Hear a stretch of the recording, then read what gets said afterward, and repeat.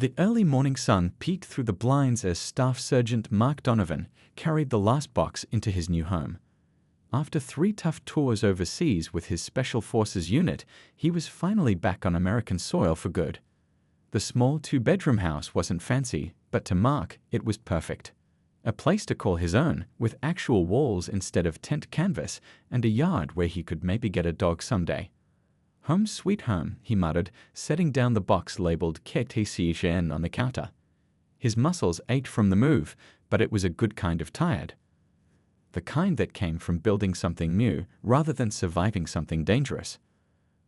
Oak Ridge Estates seemed like the ideal neighborhood when he'd found it online during his final deployment. The neat rows of houses with their tidy lawns reminded him of the base housing he'd grown up in as a military kid. The listing had mentioned a homeowners association, but Mark hadn't thought much about it. Rules meant order, and after years in the military, order was comfortable. That first week was all about settling in. Mark assembled furniture, arranged his few possessions, and hung up his service photos, memories of brothers-in-arms, some who hadn't made it back. At night, he still startled awake sometimes, heart-pounding, before remembering he was safe in suburban America, not in a hot zone thousands of miles away. Every morning, Mark stuck to his military routine. Up at 5, into his faded Army PT uniform, gray shorts and a sweat-stained t-shirt he'd worn through years of training, and out for a 3-mile jog around the neighborhood. The familiar rhythm of feet hitting pavement helped quiet his mind. He noticed a few neighbors during these runs. Some waved friendly greetings, an older man who was always watering his roses, a young mom pushing a stroller. Others just watched from behind curtains as he passed by. Mark understood. He was the new guy. Trust would come with time. On his 4th day, during his cool-down walk, he spotted a community bulletin board near a small neighborhood park. Among the notices for babysitters and lawn services was a large laminated sign. OAKOIDG Estates HOA Rueliers and Origulations. President, Diane Winters. Below was a stern-looking woman's photo, with contact information and meeting schedules. Better read up, Mark thought, taking a picture of the notice with his phone. He'd learned in the military that knowing the rules kept you out of trouble. That weekend, Mark met a couple of his neighbors, a retired teacher 2 doors down and a young couple across the street who brought over cookies. They seemed nice enough, but got oddly quiet when he mentioned the HOA. The wife exchanged glances with her husband before carefully saying, "Just make sure you read all the rules. Diane takes them very seriously." Mark thought it was strange but didn't press. Every place had its politics. By the end of his 2nd week, Mark felt more settled. His nightmares were less frequent. He'd arranged his medals and commendations in a simple display case in his study, not where visitors would immediately see them, but where he could look at them when the transition to civilian life felt too overwhelming. His therapist at the VA had suggested keeping connections to his service visible but not central to his new life.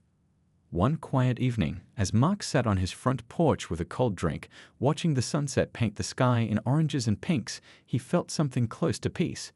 Kids rode bikes down the street. Sprinklers hissed on lawns. The air smelled like someone was grilling burgers.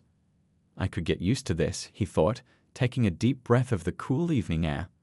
Little did he know that behind one of those neat windows across the street, Diane Winters was watching him through narrowed eyes, making notes about what she called his slovenly appearance and inappropriate lounging on his front porch. In her mind, the new homeowner was already a problem that needed fixing. The collision course was set, though Mark wouldn't realize it until their first confrontation, a meeting that would stir up not just neighborhood drama, but questions about respect, service, and what it really means to come home from war. Saturday morning arrived with perfect blue skies, the kind that made Mark feel like tackling his growing to-do list. After his usual morning run in his PT gear, he changed into an old, faded Army t-shirt and shorts, grabbed his gardening tools, and headed outside to work on his front yard. The previous owner had let things go a bit, and Mark was determined to whip the lawn into shape. There was something satisfying about the physical work, pulling weeds, trimming overgrown bushes, and sweating under the sun.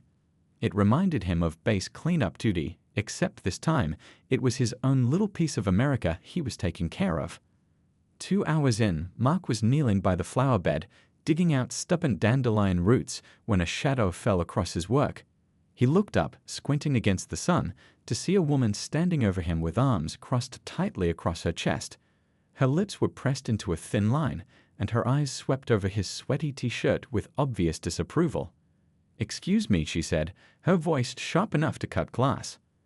"I'm Diane Winters, president of the Oak Ridge Estates Homeowners Association."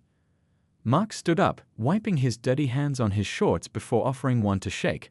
"Nice to meet you, ma'am." "I'm Mark Donovan. Just moved in 2 weeks ago." Diane ignored his outstretched hand, instead taking a small step backward as if dirt might be contagious. "Yes, I'm aware. And I'm here because we've already received several complaints." Mark's friendly smile faltered. "Complaints? About what?" Diane gestured at him, hand waving up and down as if presenting evidence. "Your appearance is completely unacceptable for public view in our community. That outfit is inappropriate for yard work where neighbors and their children can see you." Mark looked down at his clothes, confused. "These are just my old PT clothes from the army. I served 3 tours with special forces and—" "Sure you did," Diane cut him off with a dismissive snort. "I've seen real soldiers, young man, and they don't walk around looking homeless. My brother-in-law was in the military, so I know what proper military attire looks like." The disbelief in her voice hit Mark like a physical blow. After everything he'd been through, the firefights, the lost friends, the nightmares that still woke him in cold sweats, to have someone dismiss his service so casually felt like a slap in the face. "Ma'am, these are standard issue." He tried again, keeping his voice level despite the heat rising in his chest. "Furthermore," Diane continued as if he hadn't spoken, "your mailbox is the wrong shade of black according to Section 5.3 of our community guidelines. That bush you're trimming needs to be removed entirely, as it's not on our approved plants list, and your American flag is displayed incorrectly." Mark glanced at his front porch where a small American flag hung. "Incorrectly? How is it?" "Flags may only be displayed on approved holidays in Oak Ridge Estates," Diane said, pulling a thick binder from her oversized purse. She flipped through laminated pages with color-coded tabs until she found what she wanted. "Here's a copy of our complete HOA guidelines. I've taken the liberty of marking the specific violations with sticky notes." She thrust the heavy binder at him. Mark took it automatically, the way he'd been trained to accept orders from superiors, though something in him rebelled at the comparison. "I expect these issues to be corrected within 48 hours, Diane said, her eyes still fixed on his shirt with disgust. "And please wear proper attire when visible from the street. We have standards here." She pulled out a pre-printed violation notice and handed it to him. "This is your first official warning. 3 warnings result in fines, which can accumulate daily until violations are corrected." Without waiting for a response, Diane turned on her heel and marched down his driveway toward the house across the street, where another neighbor was washing his car. Mark stood in stunned silence, holding the heavy binder and violation notice, as the neighbor quickly put away his hose and hurried inside, avoiding Diane's approach. Mark looked down at the violation notice. Under description of violation, Diane had written in sharp, angry handwriting, "Inappropriate attire visible from street, resident claiming to be military while dishonoring proper uniform standards." The word claiming made his jaw clench tight. After 15 years of service and sacrifice, having someone question his identity as a soldier cut deeper than Diane could possibly know. Mark spent the next day reading through Diane's massive binder of rules. He shook his head in disbelief at some of the restrictions. No basketball hoops visible from the street, garbage cans could only be out between 5 p.m., the day before collection, and 8 p.m. on collection day, and a 10-page section just on approved paint colors for front doors. He'd faced less paperwork for classified missions overseas. Despite his frustration, Mark decided to play by the rules for now.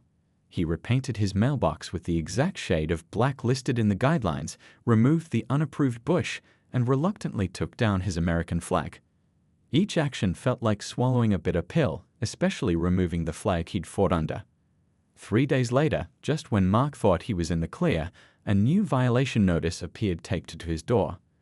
This time, Diane complained about his service truck parked in the driveway. Vehicles suggesting commercial use must be stored in garages or off-site, the notice read. Mark sighed. The truck had his old unit's small decal on the back window, hardly a commercial vehicle. That evening, his phone rang with a number he didn't recognize. "Hello," Mark answered, still staring at the violation notice. "Staff Sergeant Donovan. This is Bill from down the street. We met briefly when you moved in." Mark remembered him, older guy, always walking a small dog. "Yes, sir, what can I do for you?" "Listen," Bill's voice dropped lower. "A few of us wanted to warn you about Diane. She's on a mission about your place. She was at the coffee shop this morning telling folks you're probably not even really military, just some guy trying to get special treatment." Mark's knuckles turned white around the phone. "She said what?" "She's been saying you seem," her words, not mine, "disturbed from your service. That you're a safety concern for the neighborhood. Look, many of us don't agree with her, but she's been running this HOA like her personal kingdom for years. Nobody wants to cross her." Mark thanked Bill for the heads up and hung up. He sat on his porch steps, watching the sunset and trying to process this news. After everything he'd been through overseas, he never expected to come home and have to defend his service record to some power-hungry neighbor. The next day brought another violation, this time for his garbage can being visible at 8:05 p.m. on collection day. The day after, he received a notice about excessive early morning activity for his 5 a.m. runs. Each complaint felt more personal than the last. Mark decided to address the issues directly at the monthly HOA meeting. He arrived early, dressed in neat civilian clothes, and signed up for the open comments section. As other neighbors filtered in, a few gave him encouraging nods, but most avoided eye contact. Diane sat at the front table with 2 other board members, her back straight as a ruler. When his turn to speak came, Mark approached the microphone calmly. "Good evening. I'm Mark Donovan from Spruce Lane. I'm here to address some of the recent violations I've received and hopefully clear up any misunderstandings." Diane cut him off before he could continue. "Mr. Donovan, if you have issues with violations, you need to submit them in writing through proper channels, not waste everyone's time here." "With all due respect, ma'am, the bylaws state that homeowners can address concerns at open meetings," Mark replied, keeping his voice steady despite his rising frustration. "The issue," Diane continued as if he hadn't spoken, "is that you've accumulated multiple violations in just 3 weeks of residency. That suggests a pattern of disregard for community standards." Mark took a deep breath. "I've corrected every violation within the time frame given, but I'm concerned about comments you've made to others questioning my military service." The room grew uncomfortably quiet. Some neighbors shifted in their seats. "Your alleged military service is irrelevant to HOA matters," Diane said coldly. "Rules apply equally to everyone, regardless of their background or claims." "Claims?" Mark felt his jaw tighten. "Ma'am, I served 15 years with." "Moving on," Diane announced loudly, shuffling her papers. "Next on the agenda is the fall landscaping budget." Mark stood there for a moment, microphone in hand, as Diane deliberately ignored him. Finally, he returned to his seat, seething silently as the meeting continued. The older gentleman next to him, Bill, patted his arm sympathetically but said nothing. Walking home in the dark after the meeting, Mark's phone buzzed with a text message. It was from Captain Reynolds, his former unit commander. "Hey Donovan. In town next weekend with some of the old team. Been too long. Dinner at your place Saturday?" Mark stared at the message, a slow smile spreading across his face as an idea took shape. Maybe it was time Diane met some real soldiers. Mark stared at his phone long after Captain Reynolds' text message faded from the screen. He paced his living room, the idea growing clearer with each step. After being dismissed and disbelieved for weeks, maybe what this situation needed wasn't just his word against Diane's. Maybe it needed his whole team. He called Reynolds back immediately, the familiar voice of his former commander bringing back memories of deserts and mountains far from here. "Captain, about that visit, I've got a situation here you might find interesting." Mark explained everything, the HOA, Diane's comments, the violations, and the way she'd publicly questioned his service. Reynolds' easy laugh disappeared as Mark spoke. "She said, what about your service? That you're claiming to be military?"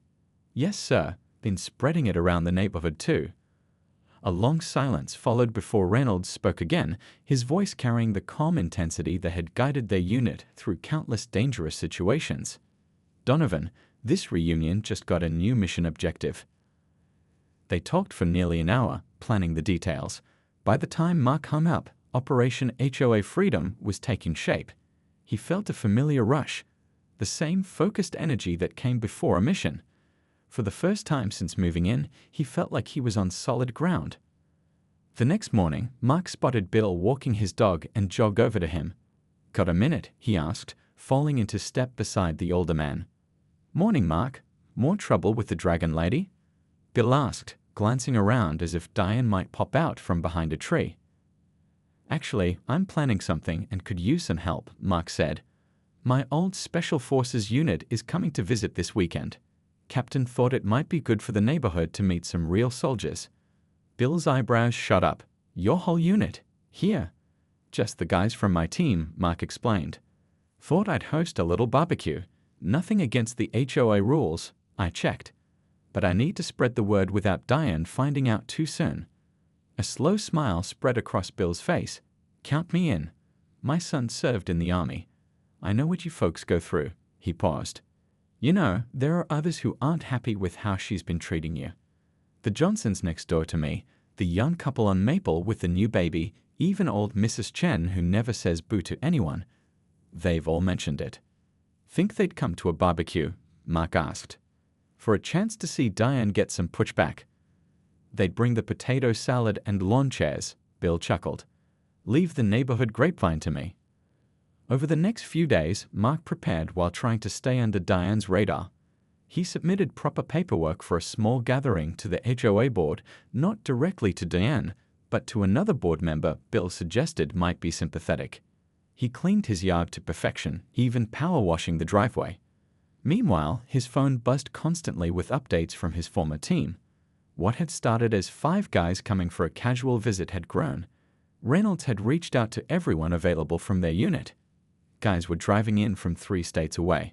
Some were bringing their dress uniforms.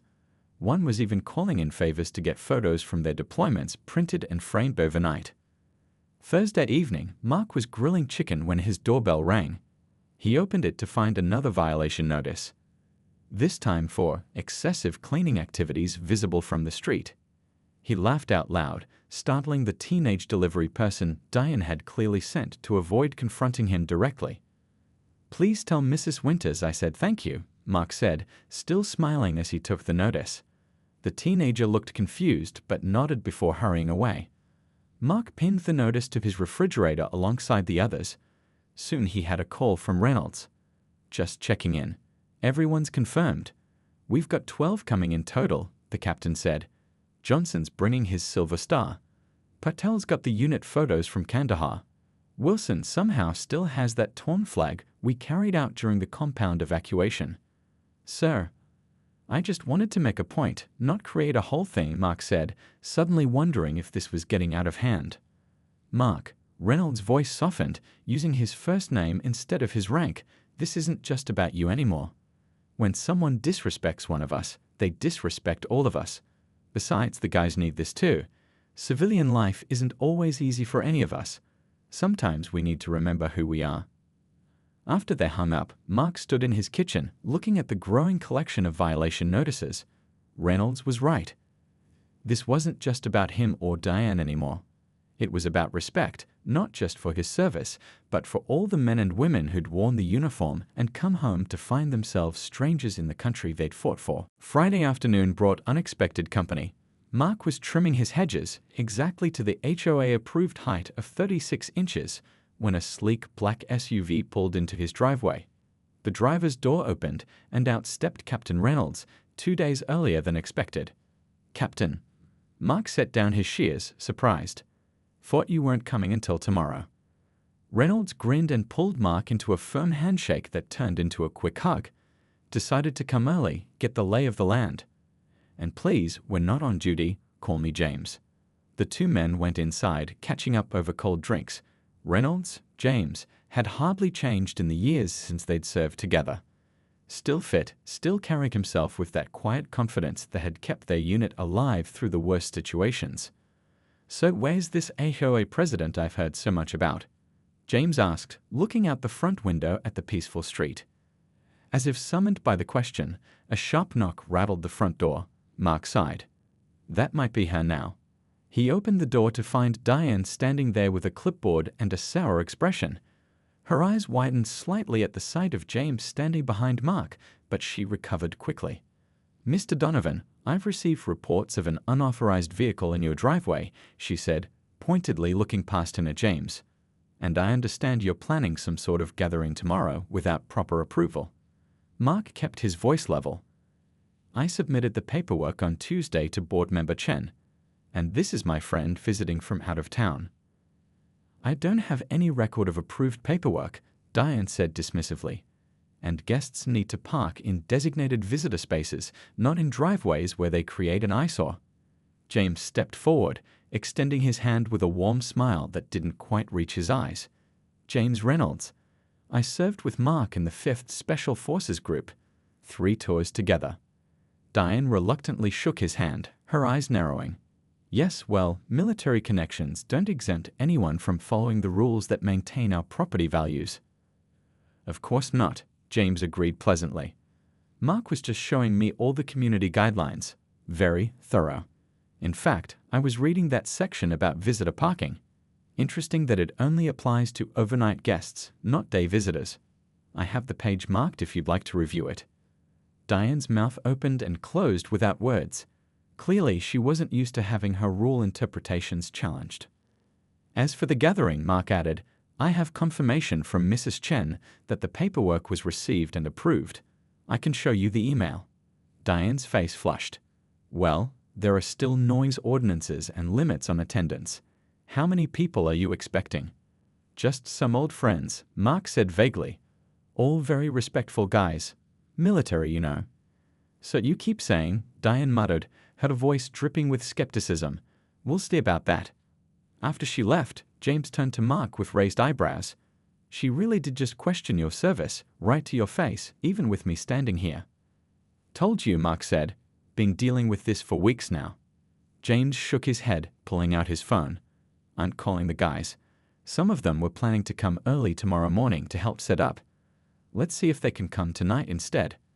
That evening, 2 more cars pulled into Mark's driveway. Out stepped 3 more members of their old unit, Rodriguez with his booming laugh, Thompson still sporting his trademark buzz cut, and Patel carrying what looked like photo albums. They were in the middle of catching up in the garage when Mark noticed Diane standing across the street, openly watching them while pretending to check her mailbox. Thompson noticed too and grinned. "Is that her?" "The HOA lady," he asked quietly. Mark nodded. Thompson straightened his back, squared his shoulders, and gave Diane a perfect military salute. Her eyes widened before she hurried back into her house. "Oh, this is going to be fun," Rodriguez laughed. "You know who's coming tomorrow? Lieutenant Cooper." Mark's eyebrows shot up. "The lieutenant? No way." "Way," Patel confirmed. "He's a full colonel now, was visiting his sister in Richmond, heard what was happening, and decided to make a detour." Later that night, as his friends set up air mattresses in the living room, Mark got another text. This one from Bill. "Just heard Diane's called an emergency HOA board meeting tonight. Seems she's trying to shut down your barbecue before it happens. Don't worry, Chen and I are on it." Mark showed the message to the others. James just smiled.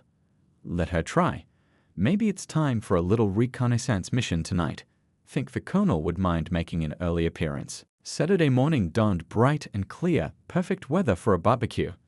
Mark was up at his usual 5 a.m., surprised to find James already in the kitchen making coffee. "Couldn't sleep," James explained with a sheepish grin. "Too excited about today." By 7, Mark's small house was buzzing with activity. More cars arrived, each bringing another familiar face from his unit. Handshakes turned to hugs, quiet conversations became roaring laughter. Some guys he hadn't seen in years. Every arrival felt like finding another piece of himself that had been missing. "You're looking good, Donovan," said a tall man with salt and pepper hair who stepped out of the latest arrival.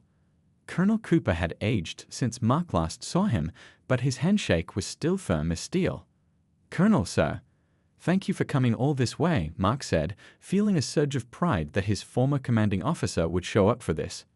"Wouldn't miss it," the colonel replied, looking around at the gathering group. "Besides, the boys filled me in on what's been happening. Time to show this neighborhood who they've got living among them." By mid-morning, 12 members of Mark's former unit had assembled in his backyard. Some wore civilian clothes, but 5 of them, including the colonel, had arrived with garment bags containing their full dress uniforms. They changed inside, and when they emerged into the backyard, Mark felt his throat tighten with emotion.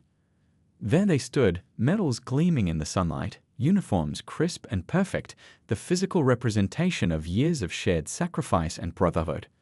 Thompson stepped forward, holding a folded American flag in white-gloved hands.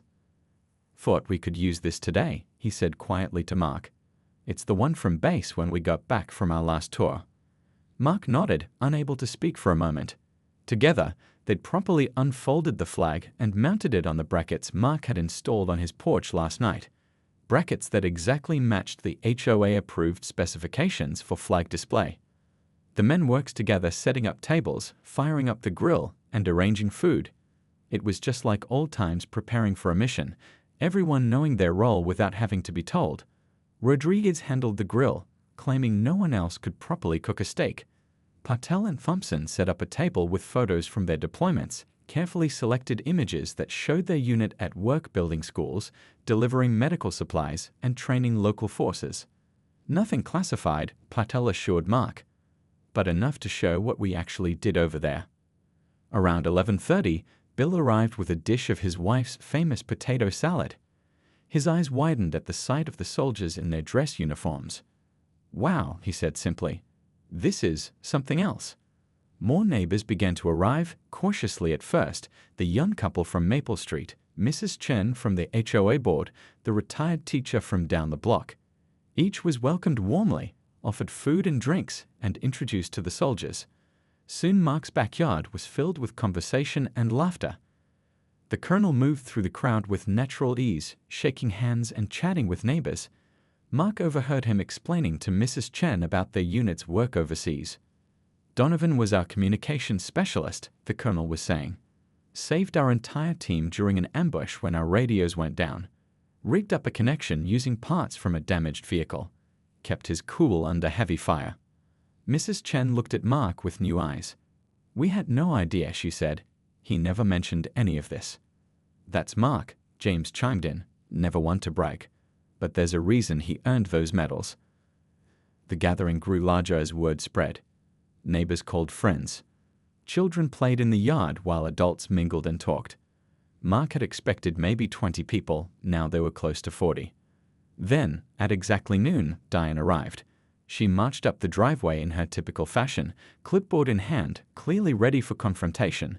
She stopped short at the sight that greeted her, a yard full of neighbors enjoying themselves, American flags displayed properly around the perimeter, and 5 imposing soldiers in full dress uniforms standing near the grill.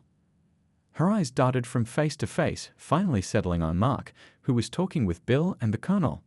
For the first time since Mark had met her, Diane Winters seemed at a loss for words. James noticed her first and nudged Mark. "Looks like the guest of honor has arrived," he murmured.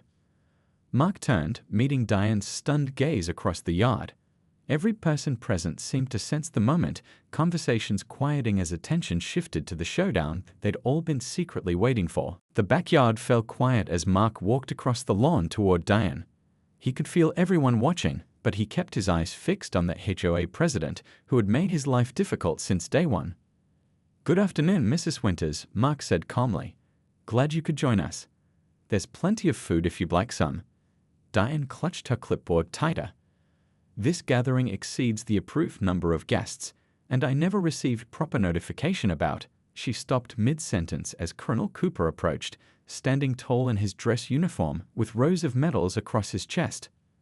"Mrs. Winters, I presume?" the colonel said, extending his hand. "Colonel Thomas Cooper, 5th Special Forces Group, retired.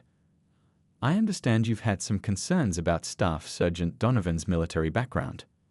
Diane hesitantly shook his hand, her eyes darting between the colonel's impressive uniform and the gathering crowd of neighbors. "There are procedures that need to be followed in our community. rules that apply to everyone. Of course, the colonel nodded. Order and structure are important values in the military as well. Perhaps you'd like to join us. Several of Mark's neighbors have been sharing wonderful stories about this community. Before Diane could answer, James appeared with a plate of food and offered it to her. The simple gesture of hospitality seemed to throw her off balance even more than the confrontation she'd been expecting. Mark gestured toward the photo display. We've set up some pictures from our deployments. Might help clear up any misunderstandings. Almost against her will, Diane found herself being guided toward the table of photographs. There, Rodriguez was already showing a group of neighbors a picture of their units standing in front of a half-built school in a dusty village. This was after we'd been working for 2 weeks straight, Rodriguez explained. And this guy right here, he pointed at Mark in the photo, insisted on staying up late every night to help the local engineers get the water system working. Kids in that village had clean water because of him. Diane stared at the photos, undeniable evidence of Mark's service. Her eyes lingered on one showing a much younger Mark in his PT uniform, the same style she'd mocked, helping carry an injured child to a medical tent. That was during the earthquake relief operation, Thompson explained quietly. Mark ran 2 miles through collapsed buildings to reach that family.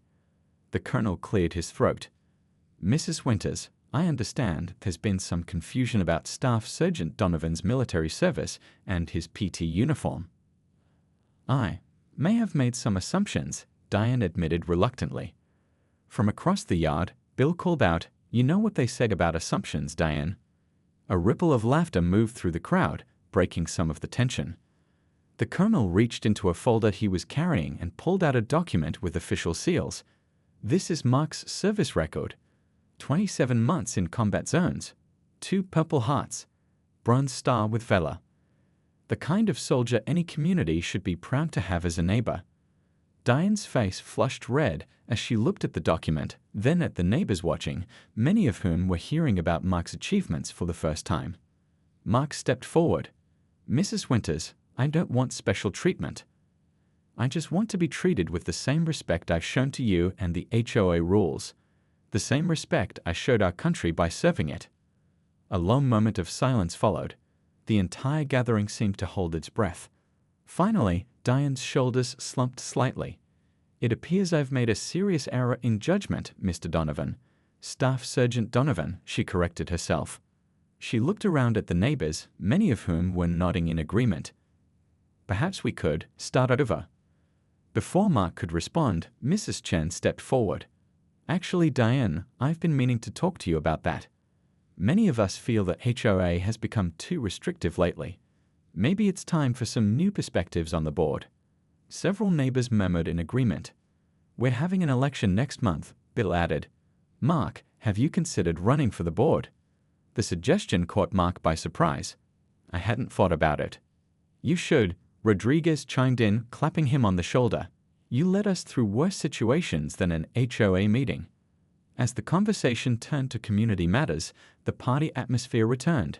Diane stayed, awkwardly at first, but gradually joining conversations.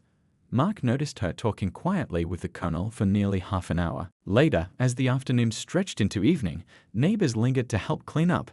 James found Mark alone for a moment by the grill. Mission accomplished, I'd say, James said with a smile. Mark nodded, watching as Thompson showed some neighborhood kids how to properly fold the American flag. Not just for me. Look around. Across the yard, neighbors who had previously only nodded to each other were exchanging phone numbers. Bill was talking animatedly with Mrs. Chen about starting a veteran support group in the community. Even Diane was helping pack up leftover food, working alongside the retired teacher she'd previously intimidated. Sometimes people just need to be reminded what community really means, Mark said. Not just rules on paper, but looking out for each other. 2 weeks later, Mark found an envelope in his mailbox. Inside was an official letter from the HOA board, signed by Diane herself, approving his request to install a permanent flagpole in his front yard, something previously forbidden by HOA rules. At the bottom, she had written a simple note by hand, with respect and gratitude for your service.